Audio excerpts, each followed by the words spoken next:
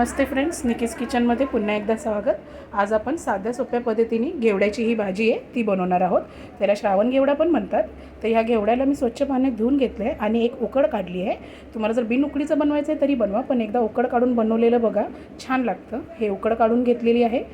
2 मध्यम आकाराचे बारीक चिरलेले कांदे, एक मोठा टोमॅटो चिरून घेतला आहे, 4-5 मिरच्या घेतल्या आहेत मी उभ्या चिरून, आणि लसूण 4-5 पाकळ्या ठेचून. तर चला आता आपण फोडणी बघूया. भाजी बनवायची आहे आणि मी तेल एक पाळी तापत ठेवलेलं आहे. आता आपण सर्वप्रथम लसूण टाकूया फोडणीला. तापले, लसूण ॲड केला आहे. आता हिरव्या मिरच्या टाकूया,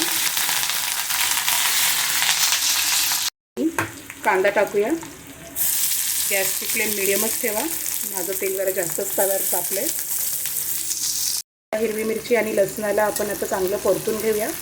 कांदा थोडासा तांबूस रंगाचा व्हायला लागला की मग आपण टोमॅटो ॲड करायचं आहे. आपण आता टोमॅटो ॲड करूया आणि सगळ्यांना आता चांगलं एकसारखं मिक्स करून घेऊया. आता आपण मीठ ॲड करूया. मीठ चवीनुसार. मीठ ॲड करून झाली.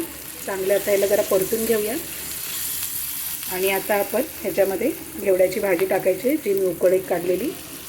आणि आता ह्याला आपण गॅस मिडियम टू लो ठेवून चांगलं एकदा एकजीव परतून घेऊया.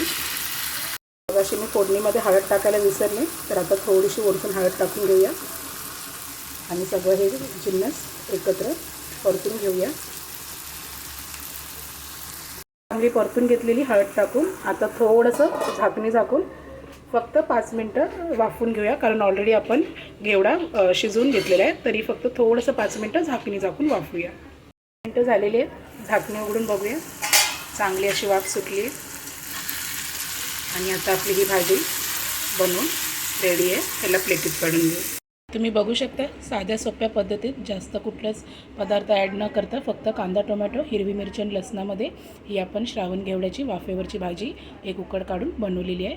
तर फ्रेंड्स, तुम्ही पण नक्की ट्राय करा ही भाजी आणि माझ्या चॅनलला लाईक, सबस्क्राईब आणि सपोर्ट करा. थँक्यू.